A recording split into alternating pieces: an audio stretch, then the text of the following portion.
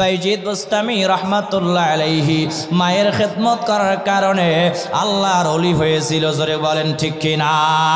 বাইজিদ বুস্তামি রহমাতুল্লাহ আলাইহি যখন ছোট্ট ছিল, মা ডাক দিয়া বলেন, সন্তান আমার শরীরটা খারাপ লাগতেছে, আমি মা অসুস্থ হয়ে গেছি, আমার জন্য এক গ্লাস পানি নিয়ে আসো। বাইজিদ বুস্তামি রহমাতুল্লাহ আলাইহি পানি আনার জন্য যখন বাহিরে গেলেন, পানি নিয়ে আইসা দেখে জনম দুঃখিনী মা ঘুমায় গেছে। বাইজিদ বুস্তামি রহমাতুল্লাহ আলাইহি পানির গেলাস হাতের মধ্যে নিয়ে চিন্তা করে, এখন যদি মাকে ডাক দিয়া মায়ের ঘুম যদি নষ্ট করে দেই তাহলে মা আর ঘুমাইতে পারবে না, আর যদি পানির গেলাস নিয়ে যদি চলে যায় তাহলে মায়ের ঘুম যখন ভেঙে যাবে তখন পানি পানি পানি বলে মা আওয়াজ দিবে, মায়ের কষ্ট হয়ে যাবে। অতএব আমি মায়ের ঘুম নষ্ট করব না, পানির গেলাস নিয়ে চলেও যাব না, সারা রাত পানির গেলাস হাতের মধ্যে নিয়ে দাঁড়ায় থাকবো, যখন মায়ের ঘুম ভাঙবে আমার মাকে আমি পানি পান করাবো। জোরে বলেন না সুবহানাল্লাহ। ও নবীর আশিকের দল, প্রচন্ড শীতের মধ্যে পানির গেলাস হাতে নিয়ে বাইজিদ বুস্তামি রহমাতুল্লাহ আলাইহি দাঁড়ায় রইছে। অনেক রাত হয়ে গেছে, এমন সময় বাইজিদ বুস্তামি রহমাতুল্লাহ আলাইহির মায়ের ঘুম ভেঙে গেল। মা তাকায় দেখে ছোট্ট শিশু বাইজিদ পানির গেলাস হাতের মধ্যে নিয়ে দাঁড়ায় রইছে। মা বড় আশ্চর্য হয়ে গেছে, ডাক দিয়া বলে, সন্তান সারা রাত তুমি কি ঘুমাও নাই? তুমি এইভাবে পানির গেলাস নিয়ে দাঁড়ায় আছিলা? বাইজিদ বুস্তামি রহমাতুল্লাহ আলাইহি ডাক দিয়া বলে, মা আপনি পানি চাইয়া ঘুমায়া গেছেন, আমি পানি আনতে দেরি করে ফেলেছি, আমি এসে দেখি আপনি ঘুমায়া গেছেন। আমি বাইজিদ চিন্তা করলাম আপনার কাঁচা ঘুম যদি আমি ভেঙে দেই আপনার আর ঘুম হবে না, আপনি অসুস্থ, আর যদি আমি পানির গেলাস নিয়ে চলে যাই আপনার গভীর রাতে যখন ঘুম ভেঙে যাবে আপনি পানি পানি পানি পানি বলে আওয়াজ দিবেন, আপনার কষ্ট হবে। এই জন্য আমি বাইজিদ আপনার ঘুম নষ্ট করে দেই নাই, পানির গেলাস নিয়ে চলেও যাই নাই। এই প্রচন্ড শীতের মধ্যে সারা রাত আমি বাইজিদ পানির গেলাস নিয়ে দাঁড়িয়েছিলাম, কখন আপনার ঘুম ভাঙবে আর আমি বাইজিদ আপনাকে পানি পান করাবো। জোরে কোন সুবহানাল্লাহ। বাইজিদ বুস্তামি রহমাতুল্লাহ আলাইহির আম্মা জান বড় খুশি হয়ে গেছে, ডাক দিয়া বলে, রে সন্তান আয়, রে সন্তান আয়, আয় আমার বুকের মধ্যে আয়। টান দিয়া বুকের মধ্যে নিয়ে দুই হাত উঠায়া আল্লাহর দরবারে বলে, আল্লাহ আমার বাইজিদের প্রতি আমি মা খুশি হয়ে গেছি, আমি মা রাজি খুশি হয়ে গেছি। আয় আল্লাহ রাব্বুল আলামিন আমার সন্তানকে আপনি ওলি হিসাবে কবুল করে নেন। দোয়া করতে দেরি হয়, আল্লাহ কবুল করতে এক সেকেন্ড দেরি করে নাই। জোরে বলেন না সুবহানাল্লাহ। একটি গেলাস পানির ফলে বাইজিদের কোলে তুলে হাত তুলে মা বলে, বাইজিদকে ওলি বানাও, হাত তুলে মা বলে, বাইজিদকে ওলি বানাও। মায়ের দোয়া লও হে মুমিন, মায়ের দোয়া লও, মায়ের দোয়া লও হে মুমিন, মায়ের দোয়া লও। বিপদে পড়বে না তুমি যখন যেথায় যাও, বিপদে পড়বে না তুমি যখন যেথায় যাও। মায়ের দোয়া লও হে মুমিন, মায়ের দোয়া লও, মায়ের দোয়া লও হে মুমিন, মায়ের দোয়া লও। মায়ে যখন দোয়া করে চলে যায় আরশ পানে, সাথে সাথে কবুল হয় ফল দেখিতে পাও। মায়ের দোয়া লও হে মুমিন, মায়ের দোয়া লও। জোরে কোন সুবহানাল্লাহ। লা ইলাহা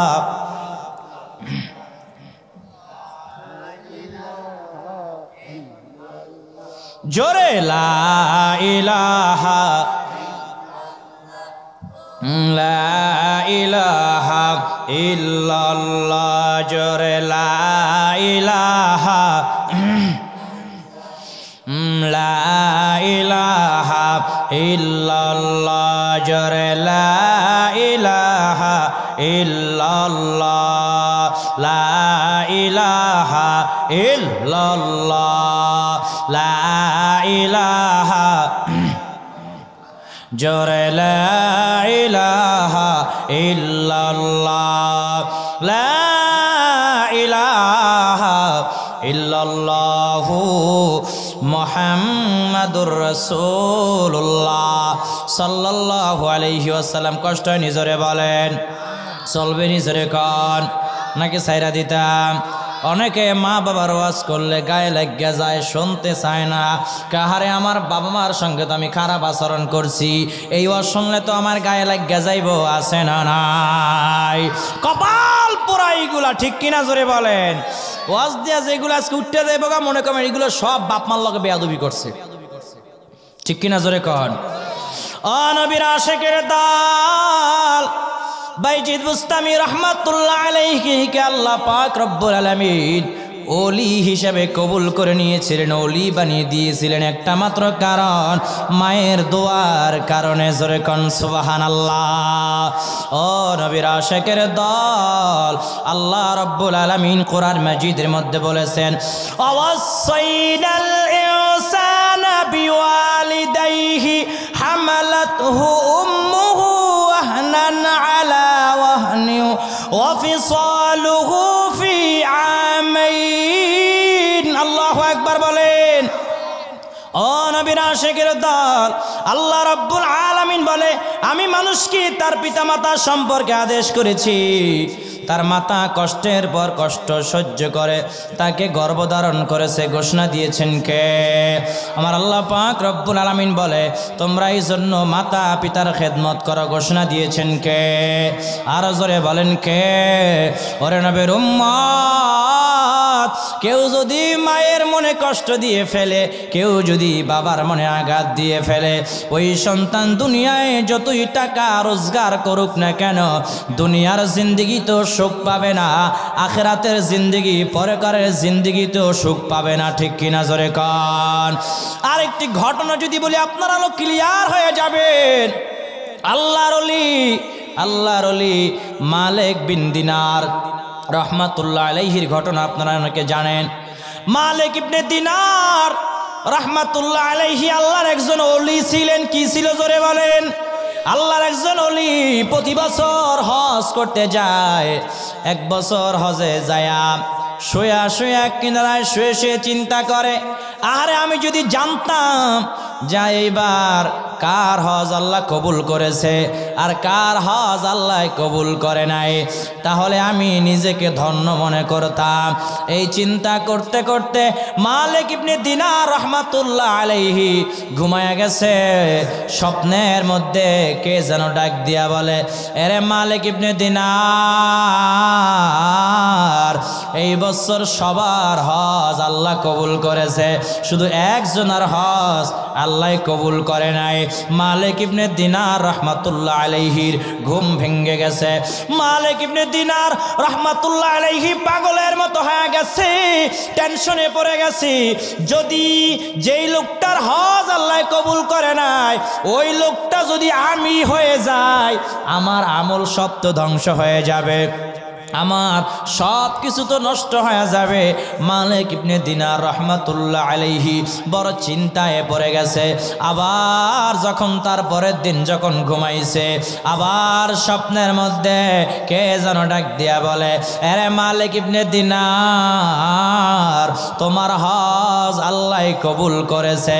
কার হজ আল্লাহ কবুল করে না জানো? যার বাড়ি হলো সমরখন, উজবেকিস্তান, যার বাড়ি, যার নাম হলো মোহাম্মদ ইবনে হারুন। মোহাম্মদ ইবনে হারুন যার নাম, যার বাড়ি হলো সমরখন, উজবেকিস্তান, যার বাড়ি, এই ব্যক্তির হজ আমি আল্লাহ কবুল করি নাই। কেন কবুল করি নাই? এ বড় অপরাধ করেছে, এই জন্য আমি আল্লাহ তার হজ কবুল করি নাই। সে 40 বছর ধরে হজ করে, 40 বছর ধরে তাহাজ্জুদের নামাজ পড়ে, 40 বছর নফল রোজা রাখে, কিন্তু আমি আল্লাহ তার একটা আমলও কবুল করি নাই। নাউজুবিল্লাহ, জোরে বলেন। মালিক ইবনে দিনার রাহমাতুল্লাহ আলাইহি বড় অবাক হয়ে গেছে। ঘুম যখন ভেঙে গেছে, মালিক ইবনে দিনার রাহমাতুল্লাহ আলাইহি মনে মনে চিন্তা করে, 40 বছর ধরে এই ব্যক্তি নামাজ আদায় করে, 40 বছর ধরে এই ব্যক্তি নফল রোজা রাখে, 40 বছর ধরে এই ব্যক্তি হজ পালন করে, আল্লাহ কোনো ইবাদত কবুল করে নাই। এর কারণটা কি? এই ব্যক্তিকে আমার খুব প্রয়োজন, এই ব্যক্তিকে একটু দেখার দরকার। এমন কি অপরাধ করেছে, এর অপরাধ সম্পর্কে আমার জানার দরকার। সবাইকে জিজ্ঞেস করে, মোহাম্মদ বিন হারুনকে কি কেউ দেখেছ? সবাইকে জিজ্ঞেস করে, যার বাড়ি হলো সমরখন, উজবেকিস্তান, যার বাড়ি। পুরানো হাজিরা ডাক দিয়া বলে, ও আল্লাহর ওলি মালিক ইবনে দিনার, হ্যাঁ হ্যাঁ, মোহাম্মদ বিন হারুনকে আমরা চিনি, আমরা চিনি। ওই যে চরণভূমি, মরুভূমির কিনারায় একটা গাছ আছে, ওই গাছের নিচে দাঁড়ায়া দাঁড়ায়া নফল নামাজ আদায় করতেছে। ওইখানে আপনি চলে যান, ওইখানে গেলেই আপনি তাকে পেয়ে যাবেন। মালিক ইবনে দিনার রাহমাতুল্লাহ আলাইহি হাঁটতে হাঁটতে মরুভূমির কিনারায় চলে গেছে। মরুভূমির কিনারায় যাইয়া দূর থেকে তাকায়া দেখে কে যেন দাঁড়াইয়া দাঁড়াইয়া নফল ইবাদতে ধ্যানমগ্ন অবস্থায় আছে, কে যেন নফল নামাজ আদায় করে। কাছে গিয়া চিনতে পেরেছে, এই তো হবে মোহাম্মদ ইবনে হারুন। দেখে নামাজরত অবস্থায় আছে, পিছনে গিয়া মালিক ইবনে দিনার রাহমাতুল্লাহ আলাইহি বইসা গেছে। জোরে বলেন না সুবহানাল্লাহ। ওই ব্যক্তি নামাজ যখন শেষ করলো, মালিক ইবনে দিনার রাহমাতুল্লাহ আলাইহি ডাক দিয়া বলে, রে ভাই, তোমার নাম কি? মোহাম্মদ ইবনে হারুন। বলে, হ্যাঁ হ্যাঁ, আমার নাম মোহাম্মদ ইবনে হারুন। বলে, তোমার বাড়ি কি সমরখন? বলে, হ্যাঁ হ্যাঁ, আমার বাড়ি সমরখন। বলে, তোমার বাড়ি উজবেকিস্তান, সমরখন? বলে, হ্যাঁ। বলে, আমি তোমার জন্য একটা ব্যাড সংবাদ নিয়ে আসছি, তোমার জন্য খারাপ সংবাদ নিয়ে আসছি। মোহাম্মদ ইবনে হারুন ডাক দিয়া বলে, ও আল্লাহর ওলি মালিক ইবনে দিনার, আমিও আপনাকে চিনি, আপনি কি বলবেন এটাও আমি জানি। আপনি আমাকে বলবেন আমার হজ আল্লাহ কবুল করে নাই, এ কথা আমি আগে থেকে জানি।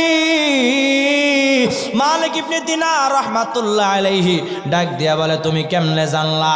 বলে, আমি এইভাবে জানি, প্রতি বছর একজন আবেদ, একজন আল্লাহর ওলি আমার কাছে আসে এবং আমাকে জানায়া দেয় যে আমার হজ আল্লাহ কবুল করে নাই। হুজুর, আমার নিজের ভুলের কারণে আমার হজ আল্লাহ কবুল করে না। 40 বছর ধরে আমি নফল নামাজ পড়ি, আল্লাহ কবুল করে না। 40 বছর ধরে আমি নফল রোজা রাখি, আল্লাহ কবুল করে না। এই যে আপনি আমার দিকে তাকায় দেখেন, আমার ডান হাতটা কাটা। এই যে আমার দিকে তাকায় দেখেন, আমি গলার এখান থেকে চামড়া ছিদ্র কইরা শিকল ঢুকাইয়া দিছি, শিকলের আংটা ঢুকায়া আর একটা অংশ আমি আমার পায়ের সঙ্গে বাইদা দিছি। এইভাবে আমি নামাজ আদায় করি, রোজা রাখি। হুজুর, আমার একটা বড় ভুলের কারণে আজ আমার জীবন তছনছ হয়ে গেছে, আল্লাহ আমার কোনো আমল কবুল করেন না। মালিক ইবনে দিনার রাহমাতুল্লাহ আলাইহি ডাক দিয়া বলে, ও মোহাম্মদ ইবনে হারুন, এমন কি অপরাধ তুমি করেছো, এমন কি অন্যায় তুমি করেছো, একটু আমাকে খুলে বলো, আমি জানতে চাই। মোহাম্মদ ইবনে হারুন ডাক দেয়া বলে, ও আল্লাহর ওলি মালিক ইবনে দিনার, আমি আগে মদ করেছিলাম, হারাম করেছিলাম। আমি প্রতিদিন মদ খাইয়া বাড়িতে যাইতাম, বাড়িতে গিয়ে আমি স্ত্রীকে মারধর করতাম, আমার মাকে আমি গালাগালি করতাম। এরকম রমজানে 27 রমজানের সবে কদরের দিনেও আমি মদ খাইয়া বাড়িতে গেলাম, মা আমাকে দেখাই বকাঝকা শুরু করেছে, আমাকে দেখা উল্টা পাল্টা বলা শুরু করেছে। আমার মা আমাকে ডাক দিয়ে বলেছিল, এ সন্তান, আজকে লাইলাতুল কদর রজনী, আজকে কি মদ খাওয়াটা বন্ধ করতে পারলি না? আজকে কি একটু ইবাদত করতে পারলি না? হুজুর, আমি তো নেশাগ্রস্ত অবস্থায় ছিলাম, আমার মাথা ঠিক ছিল না। ও আল্লাহর ওলি, আমার মাকে আমি দূর থেকে তাকায়া দেখি, আমার মা চুলার কিনারায় দাঁড়ায় রয়েছে, চুলা থেকে আগুন ধাউ ধাউ ধাউ ধাউ করে জ্বলতেছে। ও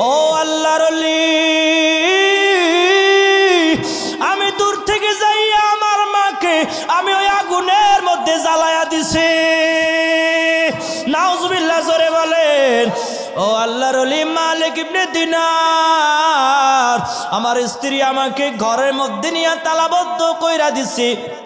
তারপরের দিন সকালবেলা আমি আর ঘর থেকে বের হইতে পারি না। আমি যখন আবার আগের অবস্থায় ফিরে আসলাম, আমার স্ত্রীকে ডাক দিয়া বললাম, ও স্ত্রী, কেন আমাকে তালাবদ্ধ করে রেখেছো? আমার স্ত্রী বাহির থেকে ডাক দিয়া বলে, স্বামী গো,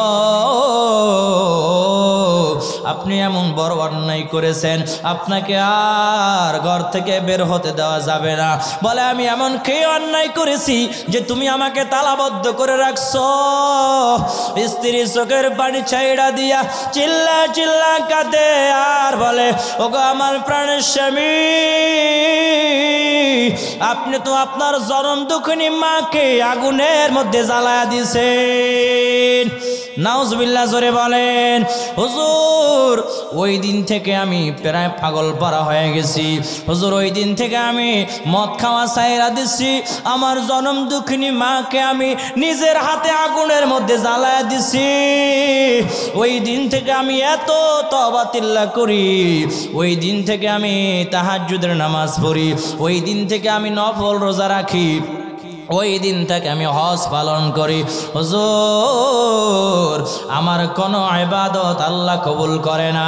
যখনই আমার স্ত্রী বলেছে আমি ডান হাত দিয়ে আমার মাকে ধাক্কা দিয়ে আমি আগুনের মধ্যে ফেলা দিছি রে, এই কথা শোনা মাত্র আমি একটা দাও নিয়া আমার ডান হাতটা আমি কাইটা ফেলাইছি, আমার গলার এখান থেকে ছিদ্র কইরা আমি শিকলের আংটা ঢুকাইয়া দিছি, আর একটা শিকলের অংশ আমার পায়ের মধ্যে বেঁধে দিয়েছি।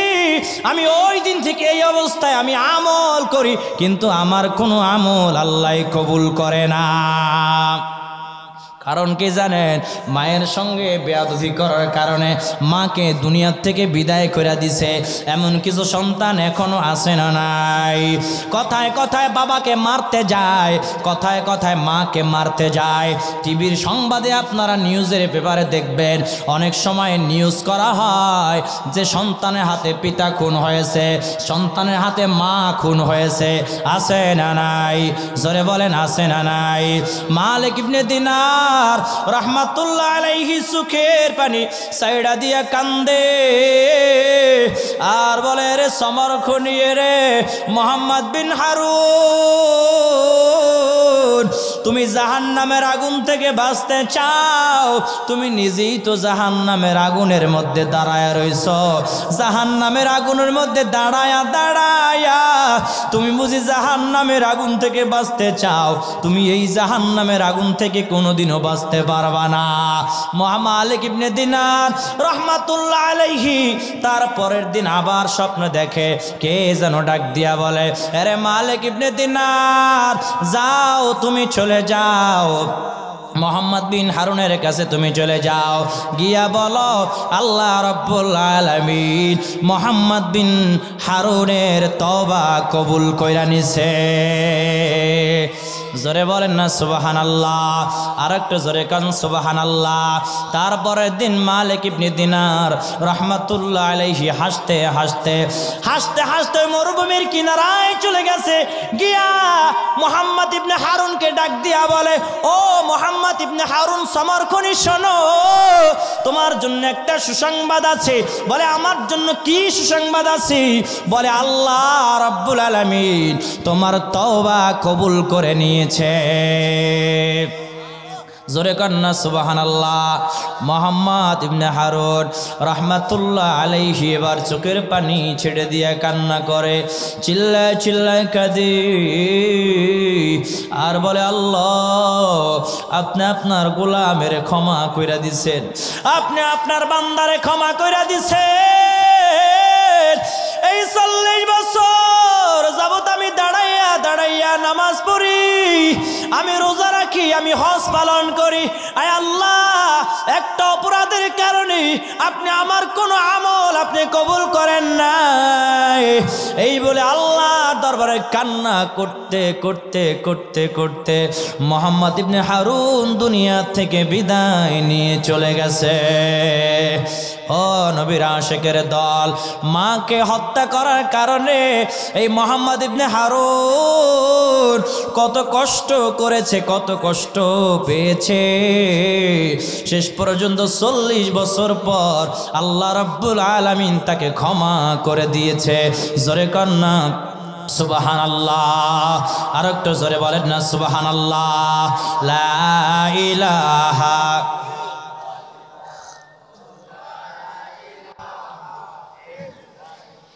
জোরে লা ইলাহা ইল্লাল্লাহ, জোরে লা ইলাহা লা ইলাহা ইল্লাল্লাহ, লা ইলাহা লা ইলাহা ইল্লাল্লাহ, লা ইলাহা লা ইলাহা ইল্লাল্লাহ, লা ইলাহা ইল্লাল্লাহু মুহাম্মাদুর রাসূলুল্লাহ সাল্লাল্লাহু আলাইহি ওয়াসাল্লাম। কষ্ট হয়নি? জোরে বলেন।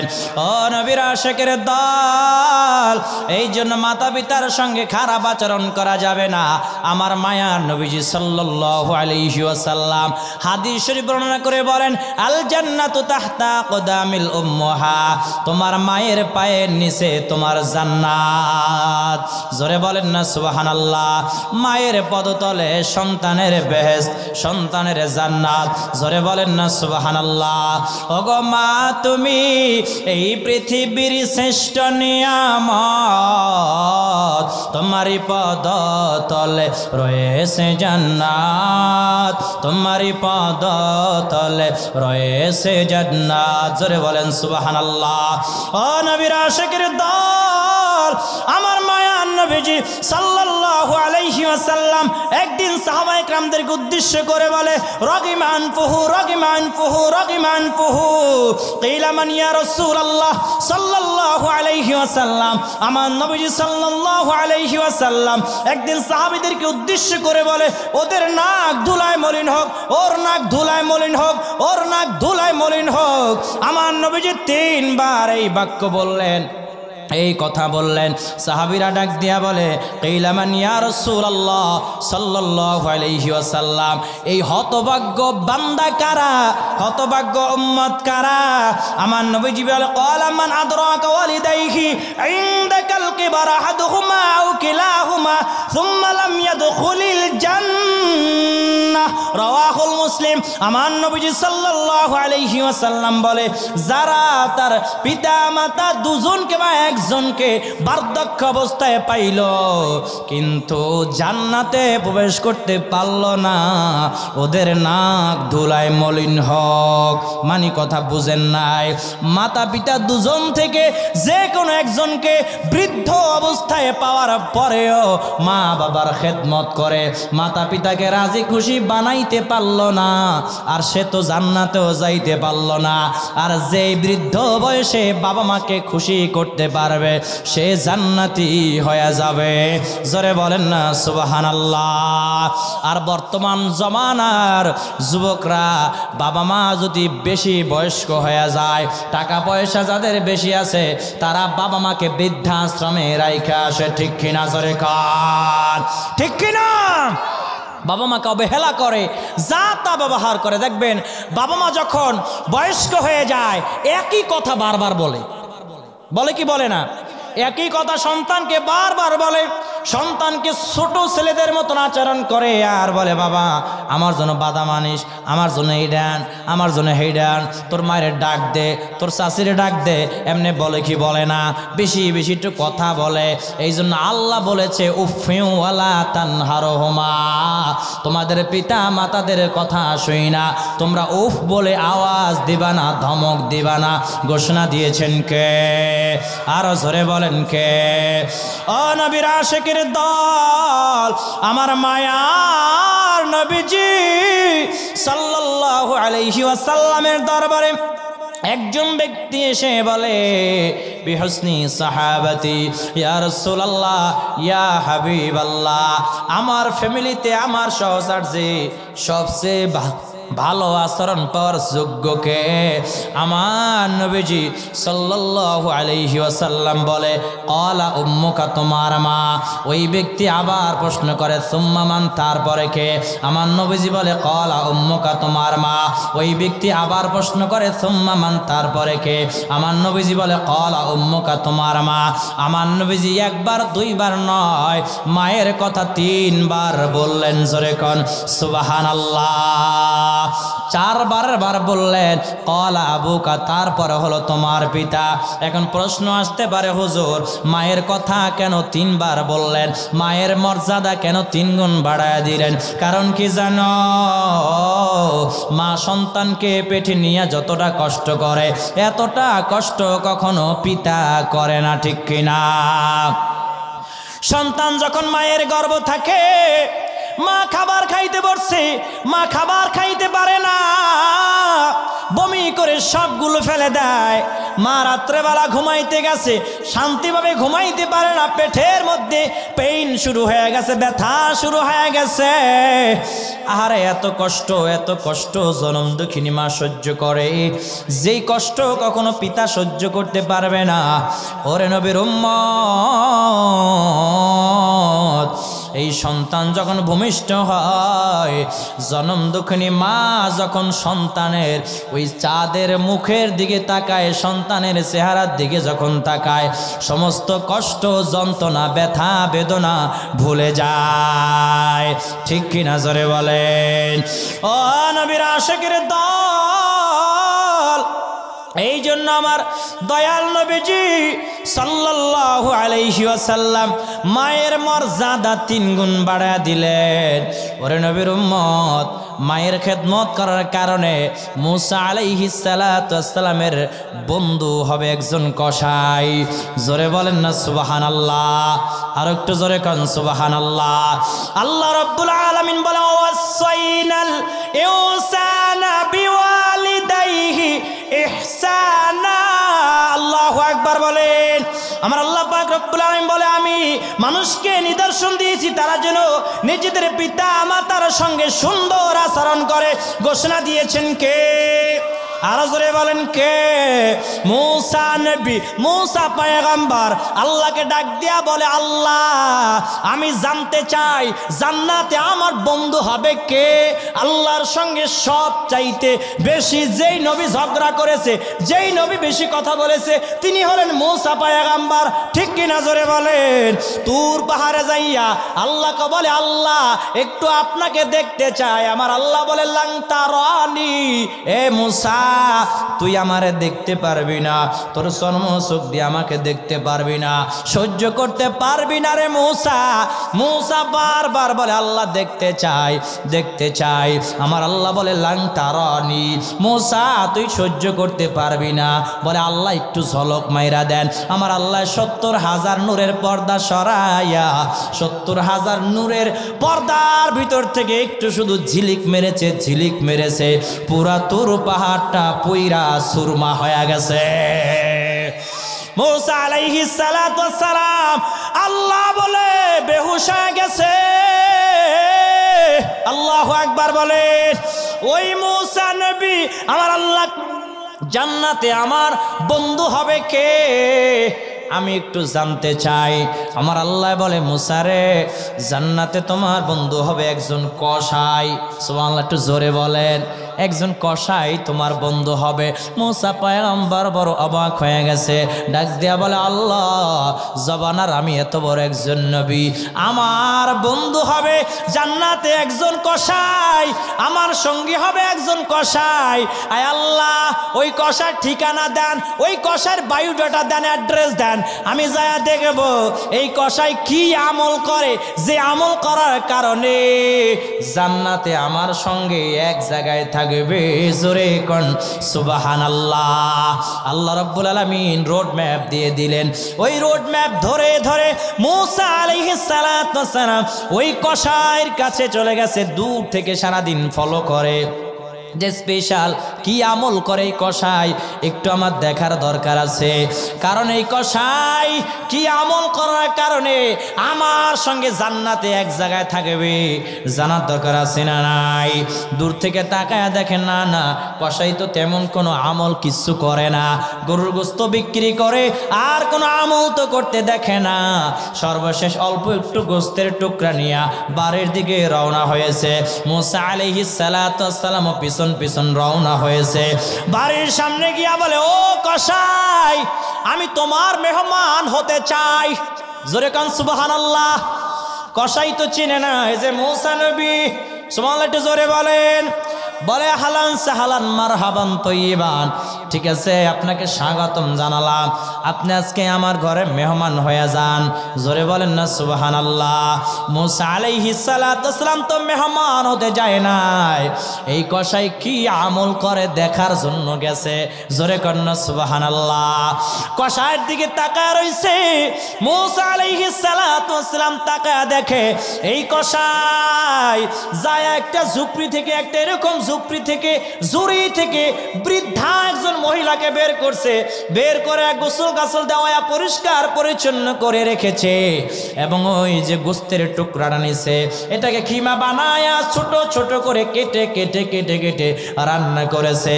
রান্না কইরা সবার আগে ওই বৃদ্ধা মহিলাকে সাবায়া সাবায়া খাওয়ায়া দেয়, আর বৃদ্ধা মহিলা যেন ঠোঁট নাড়ায়া নাড়ায়া কি যেন দোয়া করে। মূসা আলাইহিস সালাতু ওয়াস সালাম দূর থেকে খেয়াল করে ডাক দিয়া বলে, ও কসাই ভাই, এই বৃদ্ধা মহিলা তোমার কি হয়?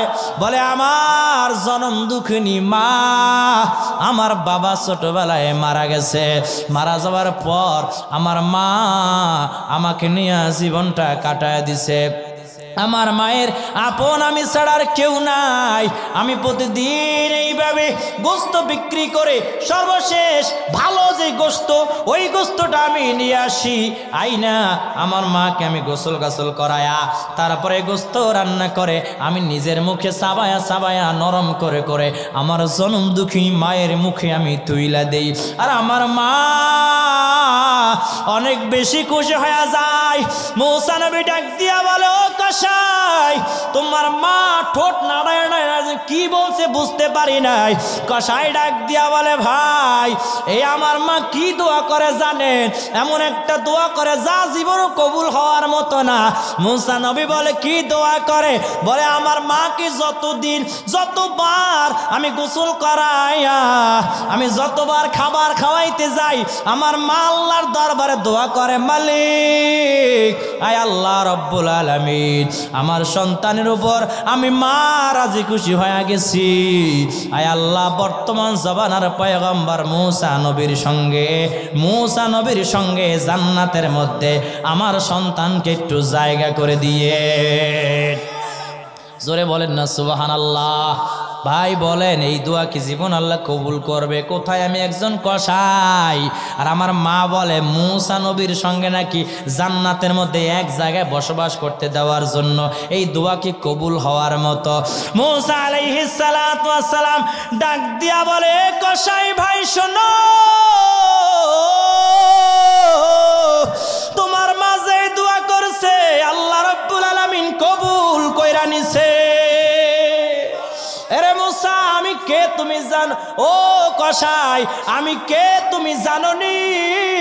আমি হলাম সেই মূসা নবী, তুমি আমার সঙ্গে জান্নাতের মধ্যে বসবাস করবা। জোরে বলেন না সুবহানাল্লাহ। বলে, আপনি কিভাবে জানলেন? বলে, আমি আল্লাহর কাছে আমি ফরিয়াদ জানাইলাম, আল্লাহ, জান্নাতে আমার বন্ধু হবে কে? আমার আল্লাহ রব্বুল আলামিন তোমার কথা বলে দিয়েছে। জোরে বলেন না সুবহানাল্লাহ।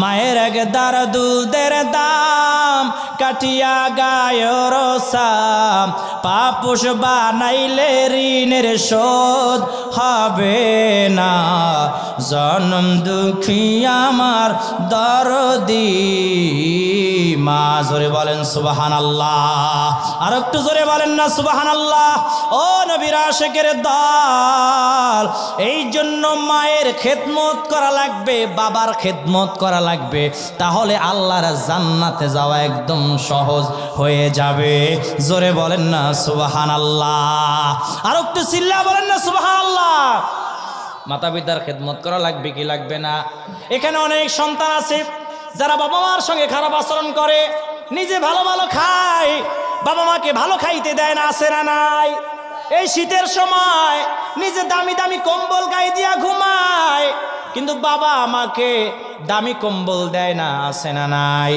সেদিনকে খবরের নিউজে দেখলাম যে মাকে গরুর ঘরের মধ্যে শুইতে দিছে 3 তলা বিল্ডিং এ যে বাবার টাকায় 3 তলা বিল্ডিং হয়েছে যে মায়ের টাকায় 3 তলা বিল্ডিং সন্তান করেছে ওই দালান ঘরে বাবা মায়ের জন্য একটা কামরা একটা রুম হয় নাই বাবা মায়ের স্থান হয়েছে জায়গা হয়েছে গোয়াল ঘর এরকম নিউজ আছে না নাই কপাল পোড়ায়রা ঠিক কিনা জোরে বলেন যেই সন্তান বাবা মার মনে কষ্ট দিবে যেই সন্তান বাবা মার সঙ্গে রুক্ষ ব্যবহার করবে খারাপ আচরণ করবে খোদার কসম করে বলি দুনিয়ায় যদি কাউকে আপনি জাহান্নামী ব্যক্তি দেখতে চান ওই সমস্ত কুলাঙ্গার সন্তানের দিকে তাকাইলি চিনবেন এরাই হচ্ছে জাহান্নামের কীট জাহান্নামের কুত্তা ঠিক কিনা ঠিক কিনা জোরে বলেন আপনারা কি মন খারাপ করেন নাকি জোরে বলেন যে হুজুরে কি কয় একবারে গোড়ায় ধরে ধরে ওয়াজ করে আসলে বর্তমান হুজুররা অনেক ওয়াজ করে কিন্তু পর্দার ওয়াজ করতে সহজে চায় না মা বাবার ওয়াজ করতে সহজে চায় না কথা কয় না ঠিক কিনা কারণ মা বাবার ওয়াজ করলে অনেকে মনে মনে কয় হুজুর দিয়ে আমার গায়ে লাগাইয়া কয় আছে না নাই এখন হুজুর হইল দোষ খতিব সাহেব হুজুর জুমার দিন বয়ান করছে সুদের বিরুদ্ধে কিসের বিরুদ্ধে সুদের বিরুদ্ধে বয়ান করছে জুমার নামাজ শেষে সভাপতি কয় হুজুর আমনার লাগে আমি আর নাই কি কয় হুজুররা তো কিছু কইলেই দোষ ঠিক কিনা জোরে বলেন হুজুরকে ফ্যাট বড় হইলেও দোষ ফ্যাট বড় হইলে কয় কি খাওয়া খাইছে দেখ মাংস করে খাইতে খাইতে ফ্যাটটা দেখ ঠিক কিনা জোরে বলেন আবার আমার মতন যদি একটু সিকনা সাকনা হয় একটু স্লিম হয় মনে হয় খাওয়ার পায় না দাওয়াত পায় না মরা মরা আছে না নাই আবার যদি দুপুরের টাইম একটু জোরে আইটা যায় জোহরের নামাজের পর হুজুর দাওয়াত আছে নাকি বলে কি বলে না আবার যদি সকাল 8টা 9টার পরে যদি কোরআন শরীফ বুক নিয়ে কোন দিক যায় হুজুর দাওয়াত আছে না খতম আছে এত টিয়া দিয়ে কি করবেন হুজুর বলে কি বলে না ওদিকে হুজুরের বেতন 6000 কত 6000 টাকা বেতন দিয়ে আবার এত টিয়া দিয়ে কি করবেন 6000 টাকা তো আমার চা খরচ লাগে মনে হয় 1 মাসে কয় হাজার 6000 আমার যে ফিএস আছে এর বেতন 15000 কত 15 আর অনেক জায়গায় খতিবের বেতন 5000 কত জোরে বলেন আবার কয় এতটি দিয়ে কি করবেন তা আমি যদি বলি ভাই হুজুর এতটি দিয়ে কি করবে বেতন কত কয় 6000 আমি বললাম আপনি যে মাসে ইনকাম করেন সব টাকা হুজুরকে দিবেন আর হুজুরের 6000 টাকা আর 1 মাসে যা কামাই করে সব আপনারে দিবে দেখব এত টাকা দিয়া কি করেন আর কথা কয় না আর কি কয় না কথা কয় না হুজুর গো টাকা খুব বরকত বলে কি বলে না যে হুজুর গো টাকা খুব বরকত এরকম একবার সভাপতি সাহেব দোয়া করতে বলছে হুজুরকে অনেক খতিব আছে না খুব চালাক টেন্ডা টাইপের একটু চালাক টাইপের খতিব সাহেব রেখা হুজুর আমার ছেলে সরকারি চাকরি পেয়েছে আপনি আজ মন উজাড় করে দিয়ে দোয়া করবেন কি করবেন দোয়া করবেন এবার হুজুরের দোয়া করার সময় আল্লাহ চাকরি পাইছে ভালো কথা চাকরির মধ্যে সম্মান দান করেন বরকত বাড়ায় দেন কিন্তু বেতনটা যেন আমার মতন 3000 হয় পাগলাই তিতা মিড়া বোঝে না পাগলারে সিন্নি দিও না সভাপতির মটকা গরম হয়ে গেছে মনাদার শেষে হুজুর চাকরি শেষ বলে কেন আপনি কি দোয়া করছেন হ্যাঁ টিয়া দিয়া রাখছি না আপনারে 200 টাকা টিয়া দিছি আপনারা দোয়া করার লাগে এই দোয়া বেতন আপনার মতো মানে সভাপতি সাহেব লাইনে আসে সভাপতি সাহেব যতবার কই বেতন বাড়ান, আপনি কারণ হুজুর গুটি হ্যাঁ বরকত আছে, তা আপনার সন্তান যে ৮০,০০০ টাকা পাবে ওইটা আমারে দিবেন, আর আমার ৩,০০০ টাকা আপনার সন্তানরে দিবেন, দেই কেমন বরকত আসে। সভাপতি কয় যাক হুজুর মাশাআল্লাহ কথা কইয়া ভাড়া যায় না, ঝামেলা আছে না নাই? আহা কি যে ঝামেলা, এরকম হুজুর একবার বয়ান করে সুদের বিরুদ্ধে বয়ান করছে, এক নতুন ইমাম সাহেব নিয়োগ দিছে। সভাপতি সাহেব কয় হুজুর আপনার লাগে আর নাই, চাবি নেন, খুদা হাফেজ, বাই বাই, টাটা, খতম। ইমাম সাহেব কয় কি করলাম, টাটা বাই বাই খতম মানে? হুজুর আপনি যে আজকে সুদের বিরুদ্ধে বয়ান করছেন, আপনার কেডা শিখাইয়া দিছে কম তো? এই সুদের বিরুদ্ধে বয়ান করার লাগে কইছে কেডা? আমি যে একটু সুদ খাই, একটু মুনাফা খাই, এটা আপনারা কইলো কেডা? প্রদীপ সাহেব কয় মহা বিপদে পড়ছে, আমারে কইছে কেডা মানে আমি তো কারো চিনিই না। তবে কোরআন থেকে আমি কথা বলছি, সূরা আল ইমরান, সূরা বাকারা, সূরা নিসা থেকে আমি বয়ান করছি। কয় হুজুর বুঝি না মনে করছেন, আপনি আমার দিকে কয়বার চাইছেন? ঝামেলা আছে না নাই? হুজুর চাইছে কাইটাও দোষ, বয়ান করতেছে আমি এইভাবে, আপনাদের দিকে আমার নজর যাচ্ছে না। খতিব সাহেব যারা দাঁড়ায় বা বসে দেখবেন সবাই কিন্তু খতিব সাহেবের সামনে থাকে, সবার দিকে নজর যায় না। সব যে চোর হে থের মনে তো পুলিশ পুলিশ ভাব। সুদের বিরুদ্ধে কইছে, সভাপতির গায়ে বাজ্যে গেছে গা। জুমার নামাজ পড়ে হুজুর চাকরি নট হয়ে যাবে আপনার, চাবি নেন। হুজুর কয় যাক আর কইতাম না, যাক দেন চাবি নিয়ে যান আপনি, যা রইছে আর এই ওয়াজ করতাম না, যাক। হুজুরে কোনো বুঝ দিল। এরপরে হুজুর ওয়াজ করছে বেফরদার বিরুদ্ধে, যারা বেফরদার মহিলার আড়ে হ্যাঁ বিরুদ্ধে ওয়াজ করছে। সেক্রেটারি কয় হুজুর ভালো মনে করছিলাম আপনারে, আপনি যে এইরকম দিবেন আমার আমি তো কল্পনা করছি না। সেক্রেটারি ইমাম সাহেব কয় আয় রে, এটা আবার কোন বিপদে পড়ছি, কি করছি? আপনি যে পর্দা নিয়ে ওয়াজ করছেন, আমার বউ যে একটু টপ স্পিন, একটু গেঞ্জি গায়ে দেয়, একটু শার্ট গায়ে দিয়ে একটু হাঁটে, এটা আপনারে কইলো খেড়া? হারে আর এক বিপদে পড়লাম, এক জায়গাতে কাটতেছি আর এক জায়গা পড়ছি। আমি আমার থেকে কয় না আজকে পর্দার ওয়াজ করছি, সূরা নূর থেকে ওয়াজ করছি। কয় না না হুজুর, বয়ান করার সময় আপনি আমার দিকে বারবার তাকাইছেন, আর আমার দিকে যুবকরা ছায়া ছায়া হাঁটছে, তার মানে ওই যুবকরা আপনারে আমার বিরুদ্ধে বয়ান করতে শিখায়া দিছে। খতিব সাহেব মনে মনে করে আর ওয়াজই করতাম না, যা আগামী জুমা থেকে আরবিতে ওয়াজ করবো, সব আরবি, বাংলা ওয়াজ আর করতাম না। এরপরের জুমায় বয়ান এদিকে টাইম যায় 12টা, এদিকে 1টা বাজ্যা যাইতেছে, 1:15, হুজুরে বয়ান করে না, বইয়া রইছে। যেই খুতবার টাইম হয়েছে খুতবাটা পড়া হুজুরে নামাজ পড়াই দিছে। এখন হুজুরের এক বন্ধু আইছে, কয় কিরে দোস্ত তুই এত সুন্দর ওয়াজ পারোস, ওয়াজ বন্ধ করে দিছিস কে? কয় বেটা এখন ভালো আছি, বোবা মানুষের শত্রু নাই। ঠিক কিনা জোরে বলেন? তেলের গাড়ি তেলে চলে, হাওয়ার গাড়ি হাওয়ায় চলে, তেল বিনে চলায় গাড়ি নবী সুলাইমান। আমরা সেই মুসলমান, আমরা সেই মুসলমান, জোরে বলেন ঠিক কিনা? খতিব সাহেবরা, ইমাম সাহেবরা, বক্তা সাহেবরা মিম্বরে দাঁড়াইয়া সুদের বিরুদ্ধে বক্তব্য দিবে, দুর্নীতিবাজ, সাদাবাজ দর্শকদের বিরুদ্ধে বক্তব্য দিবে। কোন কমিটিকে দেখা কথা বলবে না, কোন কমিটির চোখ রাঙানোকে কোন খতিবরা ভয় পেতে পারে না, ঠিক কিনা? আল্লাহর জমিনে আল্লাহর দিন কায়েমের জন্য স্লোগান দিবে, আল্লাহর জমিনে দিন কায়েমের আন্দোলনের পক্ষে কথা বলবে, সুন্নিয়াত কায়েমের পক্ষে কথা বলবে, কোন বাতিলকে ভয় পেতে পারে না, ঠিক কিনা?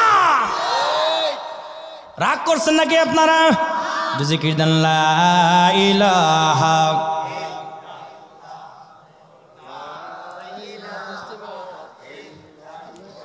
জোরে লা ইলাহা, ও লা ইলাহা, ও লা ইলাহা ইল্লাল্লাহ, জোরে লা ইলাহা ইল্লাল্লাহু মুহাম্মাদুর রাসূলুল্লাহ সাল্লাল্লাহু আলাইহি ওয়াসাল্লাম। কষ্ট হয়নি? জোরে কন। আর আধা ঘন্টার মধ্যে ওয়াজ ক্লোজ করে দিমু, আর 30টা মিনিট সময় দিতে রাজি আছেন নি বাজান? সবাই রাজি আছেন নি? দুই হাত উড়ে একটু তাকবীর দেন, নারায় তাকবীর দেন, হাত লড়াইয়া দেন, এমনি এমনি তা নারায় তাকবীর দেন না, হুদা এলাতে কইছি নাকি? একজন দেয় তাকবীর দাও। নারে তাকবীর, নারে তাকবীর, নারে রিসালাত, নারে গাউসিয়া, আহলে সুন্নাত ওয়াল জামাত, আল্লাহ জাগানে, বাতিল থেকে জাগানে, নারে তাকবীর, নারে রিসালাত। শরীরটা গরম হয়েছে না একটু, অনেকক্ষণ হয়ে গেছে, এর লেগে একটু লড়াই নিলাম। রাগ করছেন নাকি? ও নবীর আশিকের দল, আমার আল্লাহ পাক রব্বুল আলামিন কোরআন মাজিদের মধ্যে বলেছেন, ওয়াসাইনাল ইনসানা বিওয়ালিদাইহি হুসনা। জোরে বলেন সুবহানাল্লাহ। আমার আল্লাহ পাক রব্বুল আলামিন বলে, আমি মানুষকে তার পিতামাতার সাথে সুন্দর আচরণ করার জন্য নির্দেশ দিয়েছি। ঘোষণা দিয়েছেন কে? আরো জোরে বলেন কে? ও নবীর উম্মত, মায়ের কথা না শোনার কারণে যে বনি ইসরায়েলের যুগে একজন আবেদ, একজন আল্লাহর ওলি পর্যন্ত অনেক বড় বিপদের সম্মুখীন হয়েছিল। বনি ইসরায়েল যুগের একটি ঘটনা যদি বলি, যেটা সহিহ হাদিসের মধ্যে বর্ণনা হয়েছে, বর্ণিত হয়েছে। বনি ইসরায়েল যুগে একজন আবেদ, একজন আল্লাহর ওলির নাম ছিল জুরাইজ। কি নাম? জোরে বলেন। জুরাইজ, যিনি সব সময় একটি পাহাড়ের উপরে খানকার মধ্যে ধ্যানমগ্ন অবস্থায় থাকতো, সব সময় নামাজ রোজার মধ্যে দিন কাটায় দিত, সব সময় আল্লাহর ইবাদত করত।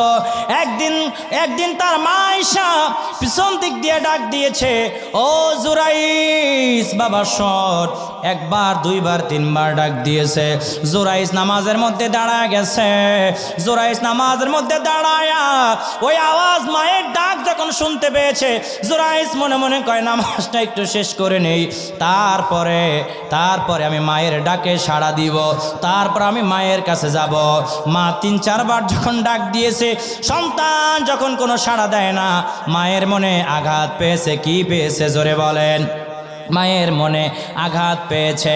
মায়ের মনে কষ্ট পাওয়ার কারণে মা অভিশাপ দিয়া দিছে, মা বরদোয়া দিয়ে দিয়েছে। মা আল্লাহর দরবারে বলে, আল্লাহ, আমার জুরাইজকে আমি এতবার ডাকলাম, আমার ডাকে একটাও সাড়া দেয় নাই। আমার সন্তান জুরাইজকে আপনি নষ্ট নারীর ফেতনায় না ফেলে দুনিয়ার থেকে বিদায় করিয়েন না। আল্লাহর দরবারে দোয়া করতে দেরি হয়, আল্লাহ কবুল করতে দেরি করে নাই। 6-7 দিন পরে একজন নষ্টা ভ্রষ্টা মহিলা এসে জুরাইজের ওই খানকার দরজায় নক করেছি। দরজা যখন খুলে দিয়েছে, তাকায় দেখে একজন মহিলা। বলে, জুরাইজ, তোমাকে আমার অনেক ভালো লাগে, তোমার সঙ্গে আমি মেলামেশা করতে চাই, খারাপ কাজ করতে চাই। জুরাইজ বলে, না না, আমি তোমার সঙ্গে খারাপ কাজে মিলিত হতে পারবো না, আমার আল্লাহ বেজার হয়ে যাবে, যাও তুমি এখান থেকে চলে যাও। অপমান করে জুরাইজের খানকার দরজার সামনে থেকে সরাইয়া দিল। কয়েক মাস পর, 2-3 মাস পর, ওই যে নষ্টা নারী আসছিল জুরাইজের কাছে, ওই নারীর দিকে সবাই তাকে দেখে। ওই নারীর তো বিয়ে হয় নাই, ওই মহিলার বিয়ে হয় নাই, পেটের মধ্যে বাচ্চা চলে আসছে। দেখবেন মহিলাদের পেটে যদি বাচ্চা আসে বোঝা যায়, ঠিক কিনা? জোরে বলেন। মহিলারা সবাই বুঝতে পেরেছে, একে অপরকে বলা বলি করতে লাগলো, ওর তো বিয়ে হয় না, পেটে বাচ্চা আসলো কোত্থেকে? সবাই ওই নষ্ট মহিলাকে জিজ্ঞেস করে, এই তোমার পেটে বাচ্চা কোথার থেকে আসলো? ওই মহিলা কারো কথা না বইলা বলে, আপনারা যারে আল্লাহর ওলি মানেন, এই জুরাইজ আমার সর্বনাশ করছে, নাউজুবিল্লাহ বলেন। অথচ এই মহিলা জুরাইজের সঙ্গে মিলিত হতে পারে না, একটা রাখালের সঙ্গে মেলামেশা কইরা পেটের মধ্যে অবৈধ বাচ্চা আনছে। জোরে কন্যা নাউজুবিল্লাহ। ও নবীর আশিকের দল, এবার এলাকাবাসী সবাই খেপে গিয়েছে, সবাই লাঠি সোটা নিয়ে জুরাইজের খানকা শরীফের কাছে চলে গেছে। জুরাইজের খানকা শরীফের কাছে গিয়া খানকা ভেঙ্গে তছনছ করে দিয়েছে। জুরাইজকে টেনে হেঁচড়ে নিচে নামিয়েছে। জুরাইজ ডাক দিয়া বলে, ও আমার এলাকা এলাকার ভাইয়েরা বোনেরা শোনো, তোমরা আমাকে কেন এমন ভাবে অত্যাচার করো, কেন আমার খানকা ভেঙ্গে দিলা, কেন আমাকে মারো, আগে এটা বলো। বলে জুরাইস, দিনের বেলায় আল্লাহর ওলি সাজ্জ, আর রাতের বেলায় নষ্ট মহিলাদের সঙ্গে হোস্টি নষ্টি করো। নাউজুবিল্লাহ পড়েন। যদি আপনাদের এলাকার কোনো ইমাম সাহেবের বিরুদ্ধে কোনো মেয়ে যদি বলে ইমাম সাহেব আমার গায়ে হাত দিছে, ইমাম সাহেবকে এলাকায় রাখবেন নাকি ফিডাইয়া দাবড়াইয়া দিবেন? কথা বলছে না। আপনারা কেমন হুজুর, ওই হুজুরের খানকা ঘর বাড়ি সব ভাঙ্গা দিমু, সবাই লাঠি সোটা নিয়ে দৌড়াইয়া যাবে, ঠিক কিনা জোরে কর। এবার জুরাইসকে বলে, এ জুরাইস, ওই মহিলাকে চিনো? বলে না। এর সঙ্গে তুমি খারাপ কাজ করেছো, এর পেটে যে বাচ্চা আছে তোমার বাচ্চা। জুরাইসকে আল্লাহ কি কয়, এই মহিলা তো আমার সঙ্গে খারাপ কাজ করার জন্য আমার খানকার সামনে আসছিল, কিন্তু আমি এই মহিলাকে তাড়া দিয়েছি, এলাকাবাসী মানতে চায় না। দেখবেন একজন পুরুষ যতই নিরপরাধ হোক না কেন, একজন মহিলা যদি বলে এই পুরুষ অপরাধী, তাহলে সবাই মহিলার পক্ষে সাফাই গায়, ঠিক কিনা জোরে কান, আরো জোরে বলেন ঠিক কিনা। এদেশে নারী নির্যাতনের আইন আছে, পুরুষ নির্যাতনের কোনো আইন নাই, ঠিক কিনা জোরে কান। এদেশে অতি সত্বর পুরুষ নির্যাতনেরও আইন করার দরকার আছে।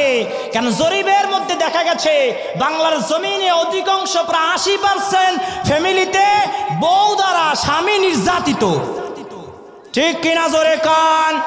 পুরুষ মানুষ কাউকে বুঝাইতে পারে না, কারো কইতেও পারে না, সইতেও পারে না, আর মেয়েরা তো ভেটকা ভেটকা মেম্বার চেয়ারম্যানের কাছে কাইন্দা কাইন্দা কইতে পারে। আরে ভেটকানি রে আছে না নাই? ব্যাটকায় কি ব্যাটকান, ব্যাটকান বুঝেন, কান দে কয়েকটা টোকা দিচ্ছেন আর ধাবা দিচ্ছেন আর কি। ঘরে ফোন দিয়ে হ্যালো আমার স্বামী আমার মাইরা ফাড়া এলাইছে, দিছেন একটা থাবা আসতে কইরা দিছেন আর কি। এটা ঘরে ফোন দিয়া কয়, ঘরে মেয়ের মা কয় তুই গাড়ি বস্তা লয় এখন গাড়িতে ওঠ, গাড়ি ভাড়া বিকাশে বাড়াই। আছে না নাই? যাদের মা, যেই মেয়ের মা এত পণ্ডিত, কথায় কথায় বলবে আমি তো আছি, জামাই ছাড়ি আইয়ে পর দেখা সারমো, এমনি যেই মেয়ের মা বলবে খোদার কসম এই মেয়েরা সংসার করতে পারবে না, এদের স্বামী হবে 3-4টা, তাও এরা সংসারিক হবে না, ঠিক কিনা জোরে বলেন। আর মা যদি বলে এই আমার আদরের কন্যা শোনো, বিয়ে একবার দিয়েছি, মরণ এক 22 একবার, মৃত্যু হবে একবার, বিয়েও হবে একবার, আর দ্বিতীয়বার তোমাকে বিয়ে দিতে পারবো না, আমার আত্মসম্মান আছে। স্বামী যদি একটু মারধর করে, একটু অপরাধ করে, একটু মানায় নাও, আস্তে আস্তে সব ঠিক হয়ে যাবে। এরকম যদি কোনো মেয়ের মা যদি বলে, ওই সংসার জীবনও নষ্ট হবে না, ঠিক কিনা জোরে বলেন। এখন তো তা না, মেয়ের মারে ফোন করে কইতে দেরি আছে, মেয়ের মার পিকআপ কি কয় মেম্বার সেমন লইয়ে গাড়ি করতে আসি, কয় ওর গোলামের ভিতরে উড়ে এলো আমি ঘরতেন, আছে না নাই? আমি কি বানিয়ে বলছি নাকি? এরকম অনেক জায়গায় ঘটনা আছে না? আহা, এই জন্য বলি যে বাংলাদেশে নারী নির্যাতনের আইন আছে, পুরুষ নির্যাতনের আইন নাই। সবাই ওই মহিলার পক্ষে চলে গেছি। জুরাইস এত বুঝায় কোনো কাম হয় না। শেষে জুরাইস বলে, ও এলাকাবাসী শান্ত হও, আমি যদি বলি এই মহিলার সঙ্গে আমি খারাপ কাজ করি না, তোমরা মানবা? বলে মানবো, তবে সাক্ষী লাগবে। বলে আমার কোনো সাক্ষী নাই, ওই মেয়ের পেটে 3 মাসের যেই বাচ্চা রক্তপিণ্ড জমাট হয়েছে, ওই পেটের বাচ্চাই সাক্ষ্য দিয়া দিবে। জোরে বলেন না সুবহানাল্লাহ। আল্লাহর ওলি আল্লাহ নয়, আল্লাহর কাছ থেকে দূরে নয়, আল্লাহর কাছে যা বলে আল্লাহ তাই কবুল করে নেয়, ঠিক কিনা জোরে বলেন। জুরাইস আল্লাহর দরবারে হাত উঠে বলে, আল্লাহ আজকে যদি আপনি এই বাচ্চার বাবাকে এটা যদি আল্লাহ আমি প্রমাণ করতে না পারি, আয় আল্লাহ আমার অস্তিত্ব থাকবে না। আয় আল্লাহ রব্বুল আলামিন, আমি আর দিনের দাওয়াত দিতে পারবো না। আল্লাহর দরবারে যখন এই কথা বলেছে, আল্লাহ রব্বুল আলামিন জুরাইজের দোয়া কবুল করে নিয়েছে। জোরে কোন সুবহানাল্লাহ। এবার জুরাইজের মনে আত্মবিশ্বাস নিয়ে ওই মহিলার কাছে চলে গেছে, পেটের দিকে আঙ্গুলি ইশারা করে বলে, এই সন্তান তোর বাবাকে তুই নিজে বলে দে। পেটের মধ্য থেকে আওয়াজ হয়, আমার বাবা রাখাল ওই কিনারায় দাঁড়ায় রইছে। একটু জোরে বলা যাবে কি সুবহানাল্লাহ? সবাই জুরাইজের কাছে ক্ষমা চায় আর বলে, ও জুরাইজ, আল্লাহর ওলি, আমাদেরকে মাফ করে দাও। তোমার খানকা শুধু মাটি দিয়া না, বাঁশ দিয়া না, তোমার খানকা আমরা পাথর দিয়া মোজায়েক করে দিব। জোরে বলেন সুবহানাল্লাহ। ওই যে মা বরদোয়া দিয়েছিল যে আমার সন্তানকে আমি এত টাকা ডাকলাম, তারপরেও সন্তান আমার কথার সাড়া দিল না, ডাকের সাড়া দিল না। এই কারণে যে কষ্ট পেয়ে বরদোয়া দিয়েছিল, এই বরদোয়া আল্লাহ রব্বুল আলামিন কবুল করে নিয়েছিল। ঠিক কিনা? জোরে কর।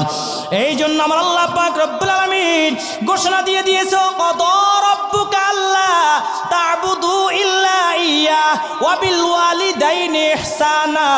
আমি আল্লাহ নির্দেশ জারি করে দিলাম, আমি আল্লাহ ঘোষণা দিয়া দিলাম, তোমরা একমাত্র আমি আল্লাহর গোলামি করবা, আমি আল্লাহর গোলামি ছাড়া আর কারো গোলামি করবা না, আর তোমরা মাতা পিতার খেদমত করবা। ঘোষণা দিয়েছেন কে? আর জোরে বলেন কে? ও নবীর আশিকের দল, আমার মায়া নবীজি সাল্লাল্লাহু আলাইহি ওয়াসাল্লাম পিতা মাতাকে কত ভালোবাসতো জানো? আমার মায়া নবীজি সাল্লাল্লাহু আলাইহি ওয়াসাল্লাম ওই হুদাইবিয়ার উমরা যখন করতে যায় 1400 সাহাবীদের সঙ্গে নিয়ে যখন উমরা করতে যায়, আমার মায়ার নবীজি সাল্লাল্লাহু আলাইহি ওয়াসাল্লাম আবওয়া নামক স্থানে যখন আসছে, সমস্ত সাহাবা একরামদেরকে বলে, ও সাহাবীরা, তোমরা সবাই এখানে দাঁড়াও, তোমরা কেউ আমার সঙ্গে কাঁদবা না। আমার মায়ার নবীজি সাল্লাল্লাহু আলাইহি ওয়াসাল্লাম, আমার মায়ার নবীজি সাল্লাল্লাহু আলাইহি ওয়াসাল্লাম মা আমেনার কবরের কিনারায় দাঁড়ায়া ছোট বাচ্চাদের মতন চোখের পানি ছেড়ে দিয়া হাউমাউ করে কান্দে। সমস্ত সাহাবীরা চোখের পানি ছেড়ে দিয়া কাঁদে। আমার নবীজি ডাক দিয়া বলে, ও সাহাবীরা, তোমরা কেন কান্না করো? সাহাবীরা ডাক দিয়া বলে, ইয়া রাসূলুল্লাহ, ইয়া হাবিবাল্লাহ, নবী গো, আপনার চোখ মোবারকে পানি মোবারক দেখলে আমরা সাহাবীরা সহ্য করতে পারি না। আমার নবীজি ডাক দিয়া বলে, ও সাহাবীরা শোনো, আজকে আমার মায়ের কথা বড় মনে পড়ে গেছে। আমার মা ছোটবেলায় আমার হাত পায়ে তেল মালিশ করে দিত, জাইতুনের তেল মালিশ করে দিত। আমার মা আমাকে খাওয়ায় দিত, আমার মা আমাকে বুকের মধ্যে নিয়ে ঘুমাইতো। আজকে যখন আমার মায়ের রওজার পাশ দিয়া যখন যাই, আমার মায়ের কথা আমার মনে পড়ে গেছে। একটু জোরে কন্যা সুবহানাল্লাহ। ও নবীর আশিকের দল, আমার নবীজি সাল্লাল্লাহু আলাইহি ওয়াসাল্লাম একদিন লোকালয় কোরবানির গোশত বিতরণ করতেছে। এমন সময় বৃদ্ধ একজন মহিলা আসলো। আমার নবীজি সাল্লাল্লাহু আলাইহি ওয়াসাল্লাম গায়ের রুমাল মোবারক মাটিতে বিছায়া দিলেন আর বললেন, আপনি এখানে বসেন। সাহাবীদেরকে বললেন, ও সাহাবীরা, আমার মাকে তোমরা যত পারো তত গোশত দিয়ে দাও। আমার নবীজি সাল্লাল্লাহু আলাইহি ওয়াসাল্লাম এত বেশি আপ্যায়ন করলেন, যখন ওই মহিলা চলে গেল, সমস্ত সাহাবীরা প্রশ্ন করে, ইয়া রাসূলুল্লাহ, ইয়া হাবিবাল্লাহ, মহিলাকে তো চিনলাম না, আপনার নিজের শরীর মোবারক থেকে চাদর মোবারক নামায়া বিছানা কইরা দিয়েছেন বসার জন্য। আমার নবীজি ডাক দিয়া বলে, ও সাহাবীরা, তোমরা কে চিনো না? ইনি আর কেউ না, ইনি হলো আমার দুধমা হালিমাতুস সাদিয়া। জোরে কোন সুবহানাল্লাহ। আহারে, দুধ মায়ের এত সেবা করেছে, এত খেদমত করেছে। আমার মায়ার নবীজি সাল্লাল্লাহু আলাইহি ওয়াসাল্লাম মা বাবাকে কত বেশি ভালোবাসতো। জোরে বলেন না সুবহানাল্লাহ। আমাদের কেউ ওইভাবে ভালোবাসার দরকার আছে না নাই? যদি আমরা ওইভাবে আমাদের মা বাবাদেরকে ভালোবাসতে পারি, তাহলে আমরা জান্নাতে যাইতে পারবো কি পারবো না? পারবো কি পারবো না? আল্লাহ রাব্বুল আলামিন সামর্থ্য অনুযায়ী আপনি দেওয়ার চেষ্টা করবেন। বাবা মা যখন ডাকবে আপনি সাড়া দিবেন, বাবা মা যখন আপনাকে স্মরণ করবে আপনি তখন আসবেন, বাবা মার জন্য দোয়া করবেন, যা কিছু প্রয়োজন আপনারা মেটানোর চেষ্টা করবেন। রাজি আছেন সবাই? যতটুকু আপনার সামর্থ্য আছে, সামর্থ্যের বাইরে তো সম্ভব না। সম্ভব যাদের বাবা মা দুনিয়ার থেকে বিদায় নিয়ে চলে গেছে তাদের জন্যও কিছু শর্ত আছে। বাবা মার আত্মীয় স্বজন যারা আছে তাদের সঙ্গে ভালো আচরণ করা লাগবে। যদি কোনো ওসিহত করে যায় ওসিহত পূর্ণ করা লাগবে। তারপরে মাঝে মধ্যে বাবা মার কবরের কাছে গিয়া কবর জিয়ারত করবেন। একবার সূরা ফাতিহা, সূরা ইখলাস, দুরূদ শরীফ পড়ে সুন্দরভাবে আপনি দুই কানা হাত উঠায়া বলবেন রব্বির হামহুমা কামা রব্বায়ানি সগীরা। আয় আল্লাহ রাব্বুল আলামিন আপনার বাবা মার জিন্দেগির গুনাহগুলো আপনি মাফ করে দেন। আপনি চোখের পানি ছেড়ে দিয়ে যদি আপনি বাবা মার কবরের কাছে দাঁড়িয়ে কান্না করতে পারেন, আপনার চোখের পানি নাকের ডগায় আসার আগে আপনার বাবা মার কবরগুলো আল্লাহ জান্নাতের টুকরা বানায়া দিবে। জোরে বলেন না সুবহানাল্লাহ। হুজুরদেরকে নিয়ে দোয়া করাবেন কোন সময়? হুজুররা তো যাই দোয়া করতে যায় মনে মনে কইব কয়টিয়া দিব, কয়টিয়া দিব, কয়টিয়া দিব, ঠিক কিনা? জোরে বলেন, কবে না? কেন এটা আমার বাপ মা না, আমি দোয়া করবো কে? ঠিক কিনা? জোরে বলেন। তা আমি তো মনে মনে কব টিয়া যেন 500 দেয়। কত? 500। আপনি কি বলবেন নাকি যে টিয়া যেন 500? ভাই আপনার বাবা মা আপনি যখন দু হাত উঠে বলবেন আল্লাহ আমার বাবা মার জীবনের গুনাহ খাতা মাফ করে দেন, আপনি সন্তান হয়ে বাবা মায়ের জন্য যখন দোয়া করবেন, হুজুরে 500 বার দোয়া করলে যেই কবুল আল্লাহ না করবে, আপনি একবার দোয়া করলে আল্লাহ রাব্বুল আলামিন কবুল করে নিবে। ঠিক কিনা? জোরে কান। এই জন্য সন্তানদেরকে মাদ্রাসায় পড়ানো লাগবে। কোথায় পড়ানো লাগবে? মাদ্রাসায় পড়ানো লাগবে। এই যে দোয়াটা যে করবেন এটা তো জানা লাগবে কি দোয়া করবেন, নাকি যা এখন হাতটা উঠে এমন করে সিপা দেবেন নাক মুখ। অনেকে দেখি যে জানাজার নামাজের সময় অনেকে আপনার হাত যে আপনার বেঁধে ফেলা লাগবে এটা বুঝলা যায়, হাত নামাইতে থাকে উড়াইতে থাকে, নামাইতে থাকে উড়াইতে থাকে, লাস্ট হাত হারিয়ে দিয়ে খারাই থাকে। আছে না নাই? কি একটা কারিশমা বুঝেই না। কি করবে? সালাম এদিক ফিরাবে না ওদিক ফিরাবে, না সামনে আড়া দিবে, না জুতা খুললে খারাইবে, না জুতা ফিসে রাখবে। এক অস্থির অবস্থা। মানে কি পড়বে? এ আকাশা মাকাশা নাই। আছে না নাই? সেদিনকে এক নেতার অবস্থা দেখি হাত বাইন্দে এদিকে যায়, এটা কিরম বাঁধছে, ছাড়ছে না বাঁধছে, মানে এরম দেখতেছে। আমি ভিডিওটা দেখে আশ্চর্য হয়ে গেছে। আহারে এর বাবা মা কত যে বাবা মা যে কত হতভাগ্য যে সন্তানটাকে একটু মাদ্রাসায় পড়াইতে পারে নাই। মাদ্রাসায় পড়াইলে যে আলেম বানানো লাগবে এটা তো শর্ত না, অন্তত প্রাথমিক যে দ্বীনি ইলম এটা তো শিক্ষা গ্রহণ করান লাগবে। ঠিক কিনা? জোরে বলেন। দ্বীনি ইলম শিক্ষা করা প্রত্যেক মুসলমান নর নারীর উপর ফরজ করেছেন আল্লাহ। কি করেছেন? তালাবুল ইলমি ফরিদাতুন আলা কুল্লি মুসলিম। আমার নবীজি বলেছে দ্বীনি ইলম শিক্ষা করা প্রত্যেক মুসলমান নর নারীর উপর ফরজ। জোরে কন সুবহানাল্লাহ। আরো জোরে কন সুবহানাল্লাহ। ওয়ারাত্তিলিল কুরআনা তারতিলা। আল্লাহ রাব্বুল আলামিন বলেন যে তোমরা কোরআন তেলাওয়াত করবা তারতিলের সাথে, সুন্দরভাবে উচ্চারণ করে, যেন ভুল না হয়। এখন আমরা যে কোরআন তেলাওয়াত করি, আহারে কোরআন তেলাওয়াত রে সূরা ফাতিহার মধ্যে 20টা ভুল হইয়া জায়গা। আছে না নাই? এদিনকে দেখি ভাই একজনে কোরআন তেলাওয়াত করে আলহামদুলিল্লাহি রাব্বিল আলামিন আর রহমানির রহিম মালিক ইয়াউমিদ্দিন। এটা কি পড়লো? হুজুর হে আগের যুগের আর কি পড়ছে? আমাকে এই পড়া পড়ছে, মাশাআল্লাহ খুব সুন্দর। আমাকে আপনি একটু মোটামুটি বিরুদ্ধ বয়স হইল, বয়স্ক কোরআন শিক্ষা গ্রহণ করেন। কি কমো, আর কিছু কওয়ার নাই তো। এরপরে দেখি একজন একদিন আকামত দেয়। আমি যখন ছাত্র বয়সে মাঝে মধ্যে নামাজ পড়াইতাম আর কি। এখন আমি দাঁড়াইছি, মুরব্বী, এলাকার একজন মুরব্বী আকামত দেয় এইভাবে, আল্লাহ আব্বা আল্লাহ আব্বা আল্লাহ আব্বা হাইয়ালার ফালা হাইয়ালার ফালা কাতকা মাতের শালা কাতকা মাতের শালা। আমি হাসমো নাকি আমি নিয়ত বাঁধবো না নামাজ পড়ামো? ও অস্থির অবস্থা। হাইয়ালার শালা মানে কি? কাতকা মাতের ফালা। কি অবস্থা চিন্তা করেন। আসাদার নাম মোহাম্মদ রাসূলুল্লাহ, আসাদার নাম মোহাম্মদ রাসূলুল্লাহ, হাইয়ালার শালা। আমি কই চাচা থামেন, আমার আকামত আমি দিই, আপনি দিয়েন না, তাহলে নামাজ আর পড়াইতে পারতাম না। আকামতের ঠেলায় আমি অস্থিরের আছে না নাই? এরম হাইয়ালার ফালা বলে, আছে না হাইয়ালার ফালা? হ্যাঁ রে ফালা মালা কইয়া হুজুররাও আসায়, অনেক যারা মুসল্লি আছে একেও আসায়। কেন কি জানে? এই হতভাগ্য, এর বাবা মা ছোটবেলায় আর একটু মাদ্রাসায় ভাড়ায় নাই। ঠিক কিনা? জোরে বলেন। যদি আপনি আপনার সন্তানকে যদি মাদ্রাসায় পড়াইতে পারেন, একজন হাফেজে কোরআন যদি আপনি বানাইতে পারেন, তাহলে আপনি যদি মারা যান, যতদিন আপনার সন্তান দুনিয়ায় বেঁচে থাকবে ততদিন আপনার কবরে সওয়াব যাইতেই থাকবে। জোরে বলেন সুবহানাল্লাহ। এখানেই শেষ না, আপনার সন্তান যেই পোলাপানটি পড়াইব হেডি যতদিন বাচ্চা থাকবে আপনিও সওয়াব পাবেন, আপনার সন্তানও সেই সওয়াব পাবে। জোরে বলেন না সুবহানাল্লাহ। সওয়াব খালি যাইতেই থাকবে, যাইতেই থাকবে। দরকার আছে না নাই? সব আমল বন্ধ হয়ে যাবে, কিন্তু কিছু কিছু আমলের দরজা খোলা থাকবে। তার মধ্যে একটা হলো আপনার যে সন্তানকে যদি আলেম বানাইতে পারেন, কোরআনের হাফেজ যদি বানাইতে পারেন, এই সন্তানের দ্বারা যদি আরো কয়েকজন দ্বীনি আলেম শিক্ষা করতে পারে, এই সন্তানের কারণে আল্লাহ চাইলে আপনার কবরটা জান্নাতুল ফিরদাউস বানায় দিতে পারে। জোরে কোন সুবহানাল্লাহ। আর একটু জোরে কোন না সুবহানাল্লাহ।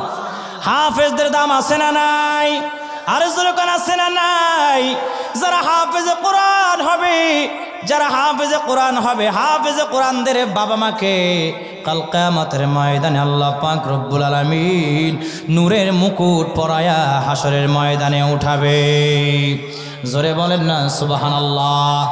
ও নবীর আশিকের দল, যাদের সন্তান হাফেজে কোরআন হবে, ওই সমস্ত বাবা মাও জান্নাতে যাবে, সন্তানও জান্নাতে যাবে, যদি হক্কানি আলেম হয়, হক্কানি হাফেজ যদি হইতে পারে।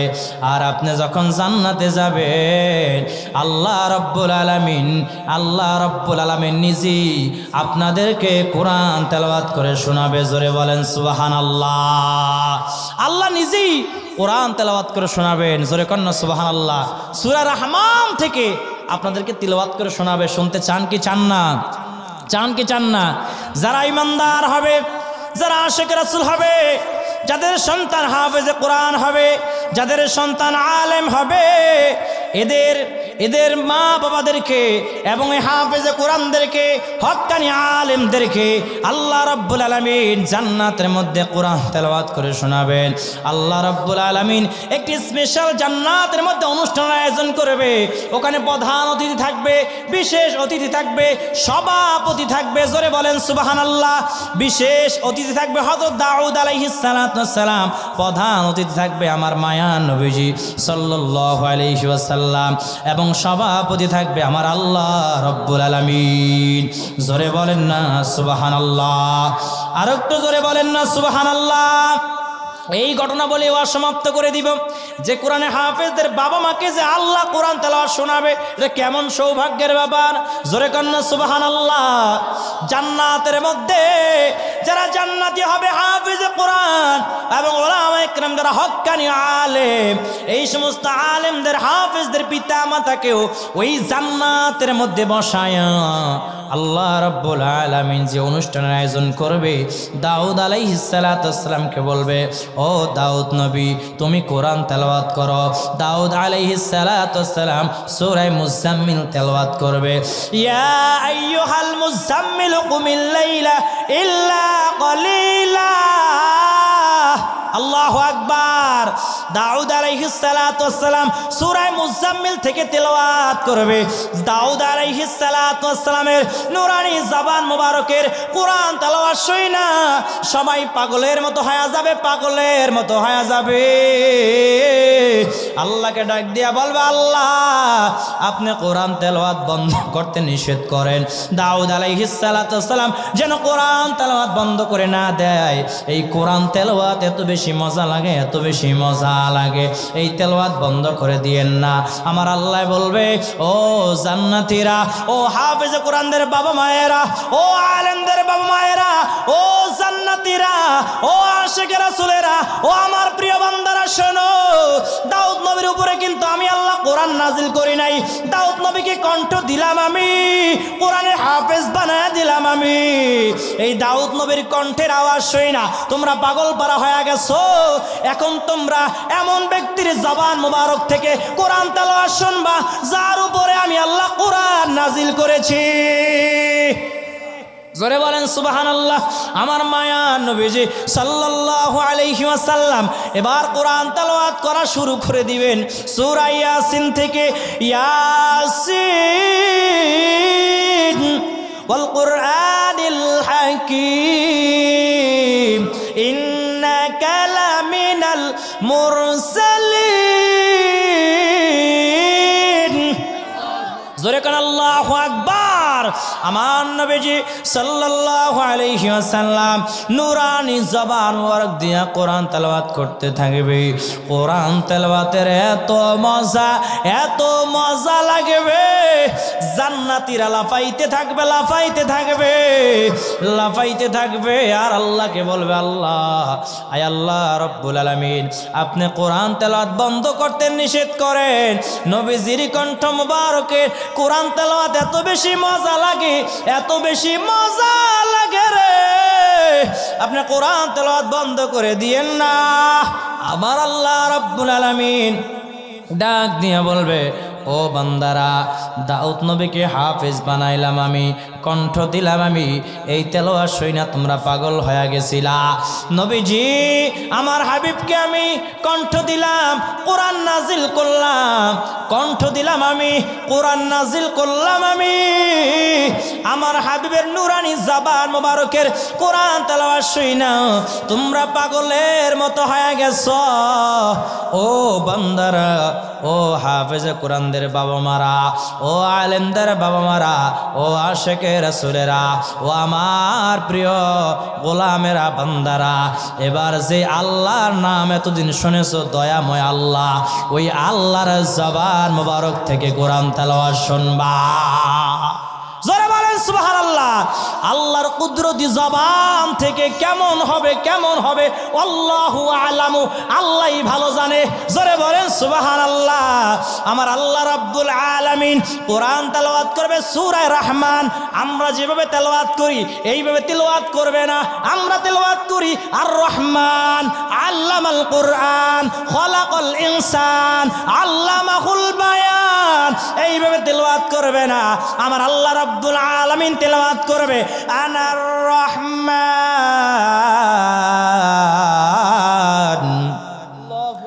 আল্লামনাল কোরআন খলাকনাল ইনসানা আল্লামাহুল বায়ান।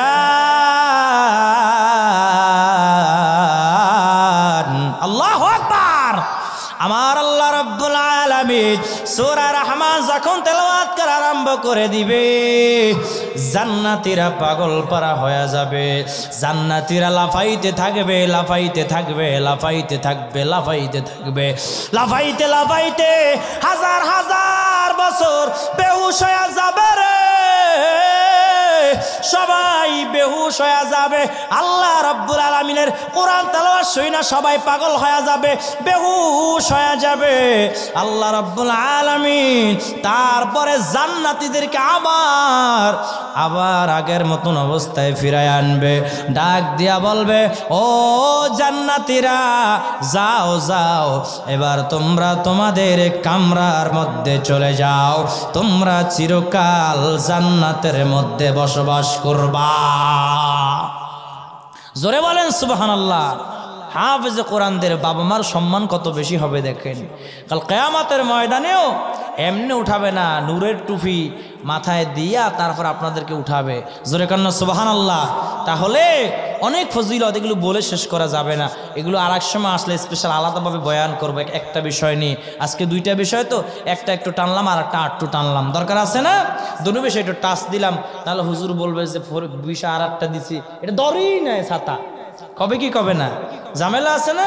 এই জন্য দোনোটা একটু টাচ দিলাম। আপনাকে রাগ করলেন নাকি? এই যে মাদ্রাসা, এখানে যে মাদ্রাসা ইলমে মদিনা, কি সুন্দর মাদ্রাসা, ইলমে মদিনা হাফিজিয়া সুন্নিয়া মাদ্রাসা, সুবহানাল্লাহ জোরে বলেন, কি সুন্দর নাম। এই মাদ্রাসায় আপনাদের নাতিরগড়ের ফুতি ছাতি পোলা মাইয়া দেওয়ার দরকার আছে না নাই? আপনারা কি চান ওই মাদ্রাসায় টিনের থাক, নাকি চান যে 5 তলা বিল্ডিং হোক?